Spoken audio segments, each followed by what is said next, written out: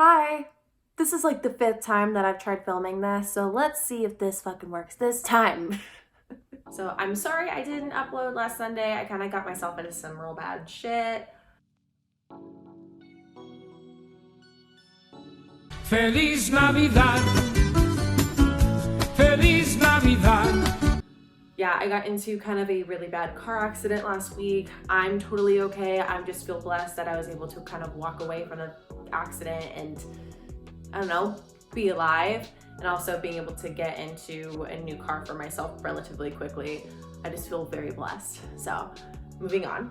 Also, I'm sorry if you hear any puppies yelping in the background. My family just adopted 2 little babies.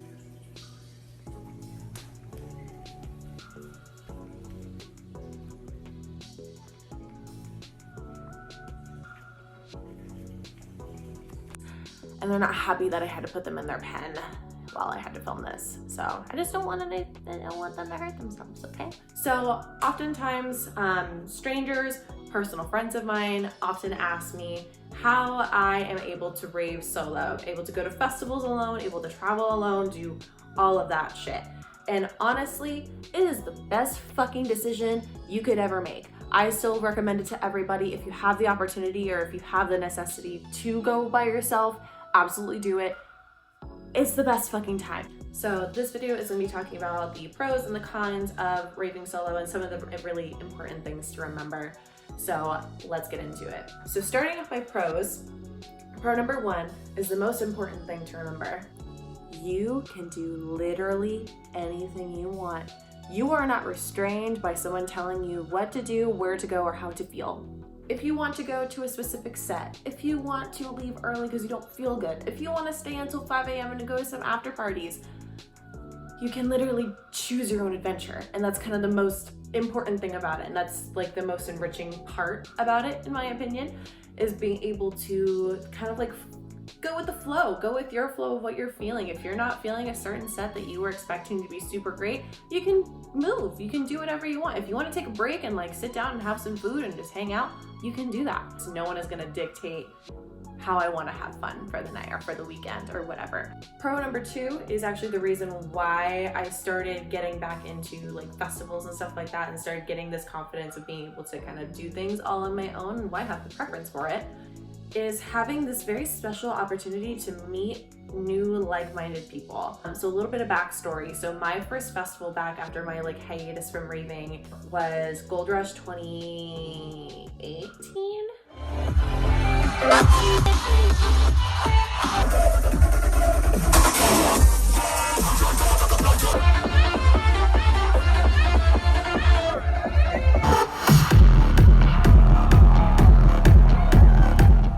Yeah, 2018. I was like part of like a friend group outside that like didn't really have an interest in EDM or anything like that. So for me, after not raving for years and years, after the being 13, hanging out at warehouse raves, we're not going to talk about that. I started getting really bad FOMO. I wanted to be at EDC every year. I wanted to do all of these things, and I never really got the opportunity because I felt like I needed someone to go with.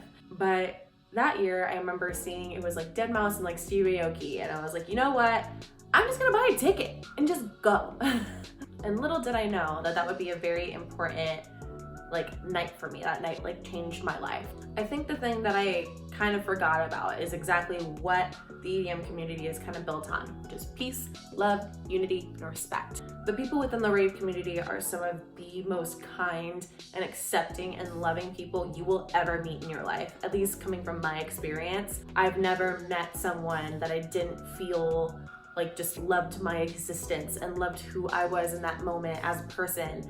And it is such a nice fucking feeling. Being alone, you kind of have this opportunity to kind of be able to just tap people on the shoulder and be like, yo, wasn't that set super awesome? Or like, hey, I really like your outfit. Or be able to crack jokes. Like I actually have a picture of 2 girls I met at Decadence last year because we were kind of like going through this like sardine can that was main stage, and we were making jokes and just hanging out, and they were like, you know, do you want to like come dance with us and come hang out with us? As they realized I was alone. And it ended up turning out to be like one of my favorite sets of the night because of those 2 girls. And I thank them dearly, I miss them dearly. This picture right here, anyone can tell me who these girls are, fucking hit my DMs. But there's a lot of opportunities like that. Also, if you want to kind of prepare before the festival, there are so many different like Facebook groups, Reddit like threads, anything like that. There are so many opportunities to kind of like chat with people coming from anywhere across the world and be like, hey, I'm also going solo, let's meet up, and be able to kind of familiarize with people that are also in the same situation. We're all just fucking here to have a good time and meet cool people and just dance and have fun, all right? I mean, too, like a big thing within our generation right now, even though social media is rampant and like we have so much exposure to so many different types of people, it's really hard to like meet people and make friends that are into the same things that you are, because even though the world is so vast, we kind of pigeonhole ourselves just to our phones. So being able to be in a crowd of thousands and thousands of people, I mean, take advantage, because all those people probably like the same shit that you do. My third pro, which is actually like kind of specific to my experience, just to kind of share with you guys, you're able to kind of connect with the music and the sets and the experience on kind of a deeper level. For me, like I'm a dancer, I'm a shuffler, I really like more like feelsy type of stuff, things that kind of get me into my brain. So being able to kind of like absorb the vibe that the artists are giving you, absorb like just the environment, absorb all the music, can be like a really nice and like kind of meditative experience. And then you start to create emotional connections to this music for yourself. I mean, smaller pro out of everything, but like for me, it's a really big deal to be able to like have the emotional connection to those moments. And my fourth and final like main pro, this is kind of getting into, I don't know, like not super positive types of things, but something that's really important to me is not having to be responsible for anyone else's experience and happiness other than my own. So by choice, I'm often in like the rave mom position within groups. I'm always the one that's over prepared, that's packed for everything. I also want to make sure that like everyone's feeling okay, especially because I'm usually the most sober one in the group. The problem with that is that I'm often put into the babysitter category, and that takes away a lot of my time and energy of being able to just enjoy the festival and enjoy the music and enjoy wherever I am, because I'm having to take care of Susie, who took like 3 times as much as she's supposed to, or be responsible of like finding our lost friend because she got super drunk and now we can't find her. Now we can't find her friend.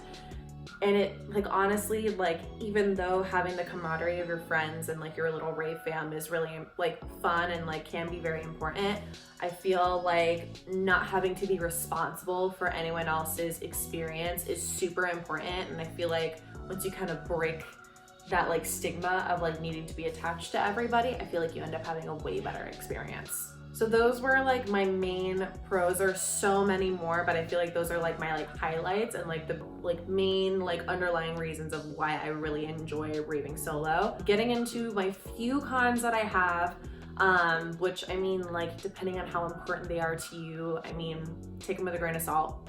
But my first con is obviously cost. Like if you're traveling, if you're having to like book hotels and everything like that, it can get fucking expensive. I mean, for example, my hotel for EDC Vegas, it's like $900 by myself. Can I afford it? Like, sure, because I'm saving over time, but if I had people to share it with, of course my fucking budget would be so much smaller and it'd be easier to afford. But stuff like that, like, I mean, like splitting gas money, splitting hotels, it can make things a lot cheaper.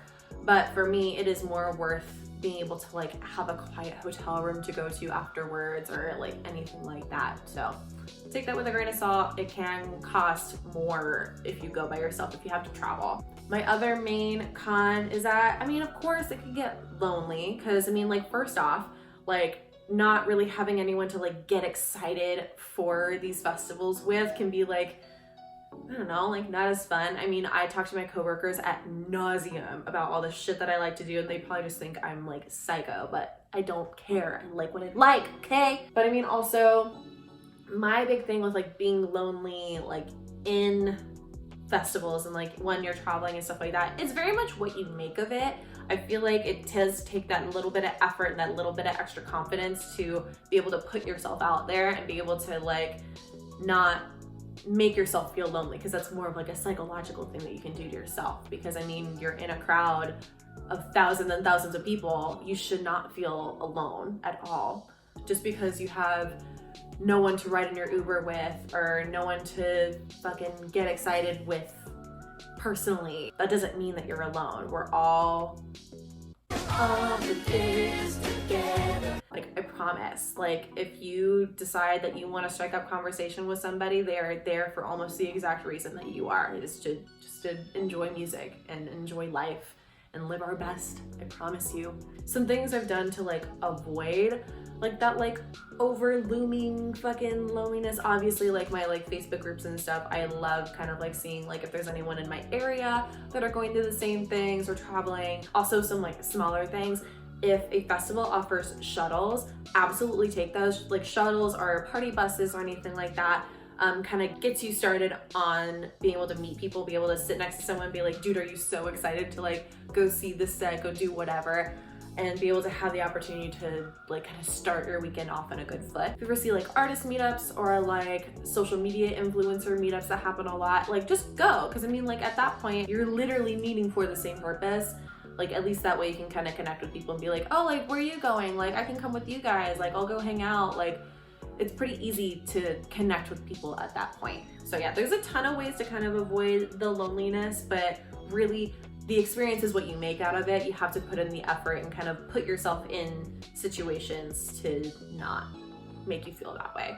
And one of my last things, and it's not necessarily like a pro or a con, it's just something to really keep in mind, is your safety. Especially if you're traveling, there is nothing worth jeopardizing your safety for. If you don't feel safe traveling by yourself, if you do not feel safe staying at hotels by yourself, you don't feel safe like in Ubers even getting to and from like wherever you're going, nothing is worth that. I feel like if you take the extra precaution of being able to travel safely and being able to be on your own safely, like do anything. A lot of the stuff that I do personally is I have oftentimes like I will make sure like I have a couple friends or like my parents at home find my friends and just like tell them like, hey, could you just like check up on it, make sure I'm like not lost and like not in the back of a truck going to Mexico type of thing. But making sure that you have someone who knows where you are, what you're doing, where you're going, so at least you have someone that kind of, if anything bad happens, know exactly where you are, where you're supposed to be. Also, when it comes to like hotels and traveling, just make sure you're very aware of your surroundings. Fucking cue dusk day one when I thought someone broke into my hotel room because my door was wide open. I just didn't close my door. I know, I'm an idiot, that's okay. But like make sure you take every single precaution to make sure that you are in safe spaces. And if you feel uncomfortable, figure something else out. If there's anything I've learned in life, everything gets figured out as long as you take action. Don't stay in places that you don't feel safe in. Don't put yourself in situations that you know are going to make you feel unsafe. And at that point, it's time to think of like power in numbers. So having the power to reach out, and even like, say if you're not feeling safe like at a festival or like in shuttle lines or whatever, being able to tap someone on the shoulder and be like, hey, I don't feel very safe right now. Is it okay if I tag along with you? I know I'm like rambling, but the most important thing out of all of this is your safety, especially when it comes to traveling, because I mean, not everyone lives in places where there's lots of festivals and everything, so they can just go home and be safe. So as long as you can keep yourself safe and honestly be able to entertain yourself for a little bit, I highly, highly recommend raving solo. I think it's one of the coolest experiences. I feel like it's such a unique experience, especially with like, we're all kind of like doing something for the same reason. We're all in the same space for the same reason. Why not take advantage and be able to just explore within people, explore within yourself? Like, trust me, I think you'll love it. So that is all the time that I have today. I will talk to you guys next week. I'm not exactly sure what I'm filming next week, but we'll fucking figure it out. All right, that's it. That's the video.